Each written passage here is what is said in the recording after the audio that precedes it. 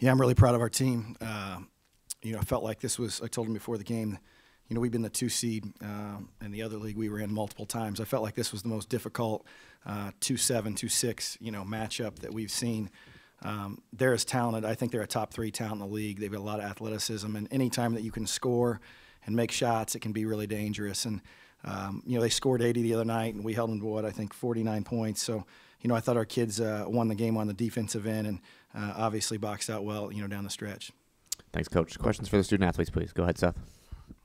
Macee, freshman of the year, and also coach considers you the best post player in the conference. Yes, that's what he told me. But anyway, how have your coaches and your teammates helped you have such an immediate impact? I think just throughout practices, they just push me to be my absolute best, and the coaches do a really good job of just working on the things I need to work on.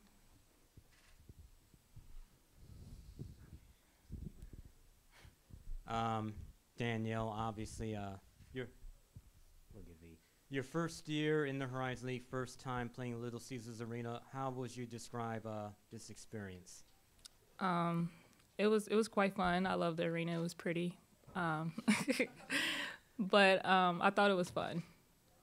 And your assistant coach, who was just waving just out there just now, I know we've touched on this in the past, but how much of a help is it to have her on staff, especially in this game, considering that she played for Oakland, played for Coach Tungate? It's great. Whenever I come out the game, she always helps me and pump me up. So just having her on the staff is a good thing. Oh, got one from Joey here.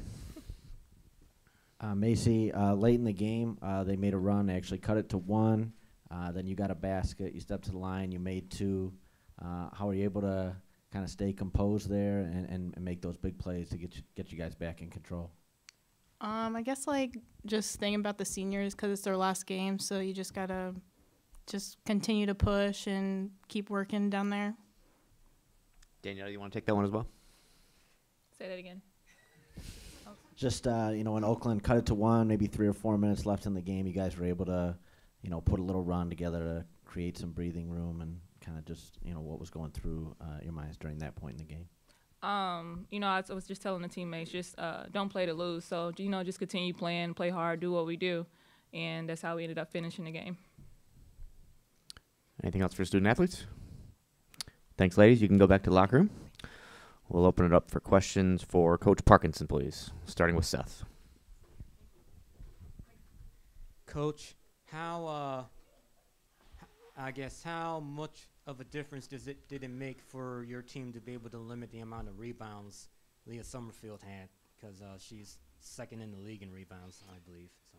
Yeah, I think in all 3 games, one of the points of emphasis, playing Oakland is transition defense because they want to get out and push. And then the second thing is offensive rebounding. And we're a big team. We're an athletic team, and it was a focal point for us. And we didn't really crash the glass on offense great, but from a defensive standpoint, we had 27 defensive rebounds. And really late, I thought, came up with some big ones. And, you mentioned Macee, incredible hands. If that ball's in her area, she's coming out with it, and she made a couple big rebounds down the stretch for us.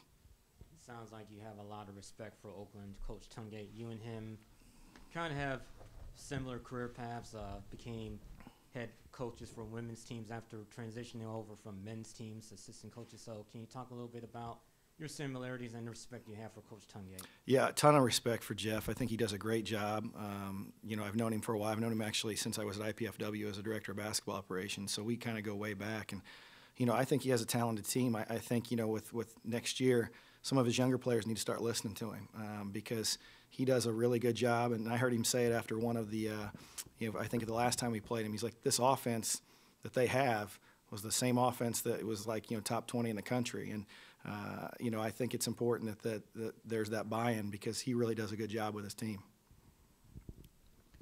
You guys had a little bit of a chip on your shoulder coming into the season. I talked to you, and you weren't necessarily thrilled with the preseason rankings. How important was it for you guys to come and not get eliminated in your first game here?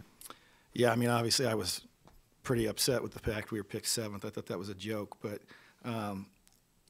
for our team that was good because it really motivated us throughout the course of the year. as a reminder of, just, hey, this is where they thought we were, and we're obviously better than that. But at this point in the year, that stuff's kind of irrelevant. I mean, you're really just trying to focus one game at a time, whether they picked us 7th or 1st. Today's only about trying to get past the next round. And I thought our kids have done a good job all year of focusing on, one game at a time mentality. And, today I thought that showed, because there was a stretch where they made a nice, run late in the game, and our kids found a way to answer. Coach, you talked about how excited you were to come here to Detroit instead of Sioux Falls. What would be your selling point in terms of keeping the tournament here?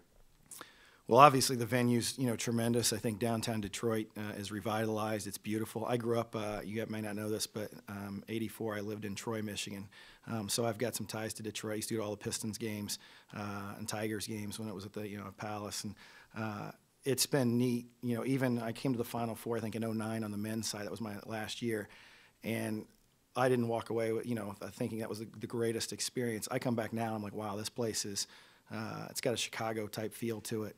And just a good venue, a great location for all the teams to be able to get to and support. And I think that part is neat. There's equity in it as well, where you feel like you're playing on a neutral floor. You're not playing necessarily in somebody's 7,000 fans screaming against you, which is not easy to do.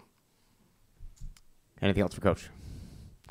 Thank you very much. Congratulations. Bethany knows what I'm talking about. True that.